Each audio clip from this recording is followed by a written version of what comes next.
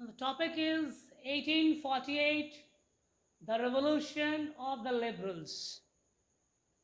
Under the chapter, the rise of nationalism in Europe. As we have already discussed that revolution or revolts before 1848, what we have seen. The revolutions were brought down by the poor people, unemployed as well as worker.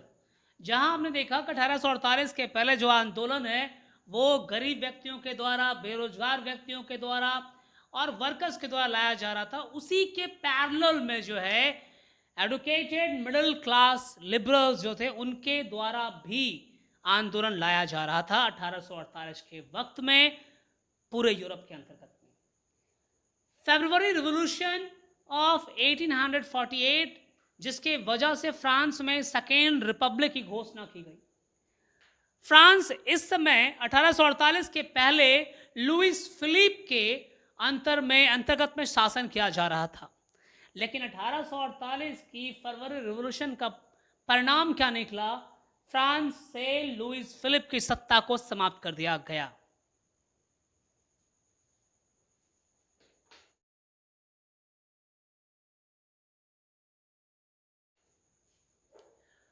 जैसे मैंने कहा कि Louis Philip France का monarch था before 1848, लेकिन 1848 की फरवरी revolution जिसके वजह से लुइस फिलिप को उसके थ्रोन से एब्डिक्ट कर दिया गया, हटा दिया गया.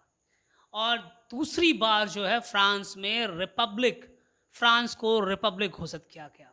इस बार जो रिपब्लिक का बेसिस था वो था यूनिवर्सल मेल सफरेज. मतलब फ्रांस में मर्दों को वोटिंग राइट्स, सभी मर्दों को वोटिंग राइट्स दे दी गई.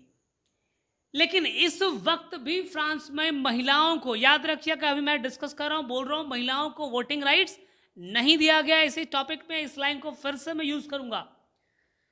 लुइस नेपोलियन थर्ड जो कि नेपोलियन बोनापार्ट का भतीजा था, उसे बुला करके कॉन्स्टिट्यूशनल मोनार्क के अंतर्गत में फ्रांस की सत्ता सौंप दी गई. अगर इसी वक्त 1848 के बाद के यूरोप के बारे में हम देखते हैं तो हमारे पास Germany, Italy, Poland, Austro Hungarian empire जैसी कंट्रीज नजर आते, टेरिटरीज नजर आते जो इस वक्त तक जो है इंडिपेंडेंट नेशन के रूप में एग्जिस्ट नहीं कर रहा था. Main and women of the liberal middle class combined there demands for constitutionalism and for national unification. इस समय यूरोप के अंतर्गत में मैन एंड वुमेन, मर्द और औरतें सभी मिल करके आवाज उठाना शुरू कर दिए थे संवैधानिक कॉन्स्टिट्यूशनलिज्म को लेकर, संवैधानिक तत्वों के साथ जोड़कर और राष्ट्र का यूनिफिकेशन करके. जो अलग अलग टेरिटरीज में बटे हुए थे ये राष्ट्र, उन्हें जोड़ना था. जैसे जर्मनी के बारे में आपने पढ़ा कि 39 कॉन्फेडरेशंस के अंतर्गत में थी, उसे क्या करना था? सम अप करना था, यूनिफाइड करना था. इटली भी जो है 7 टेरिटरीज में बटे हुए थे, उसे भी समाप्त करना था. पोलैंड जो है डिफरेंट टेरिटरीज में बट चुका था, जैसा कि 1815 में भी आपने देखा है, उससे यूनिफाइड करना था. इसकी मांग जो है शुरू हो चुकी थी.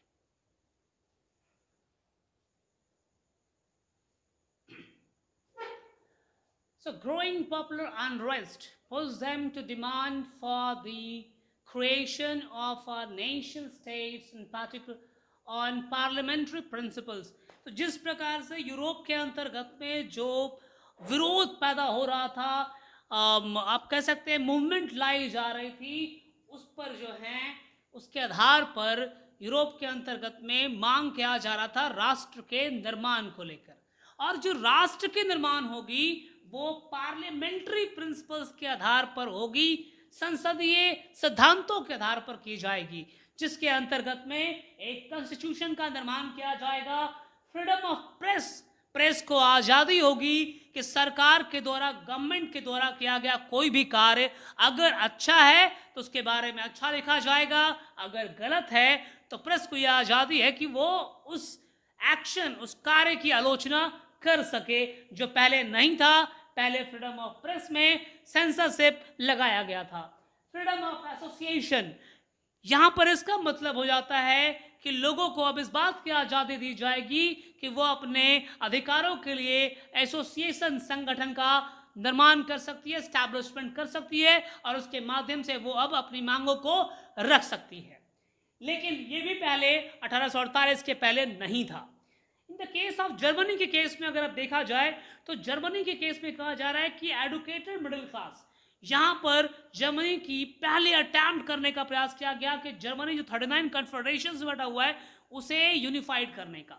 एडुकेटेड मिडिल क्लास के मेंबर्स कौन है? Businessman, industrialist, professionals.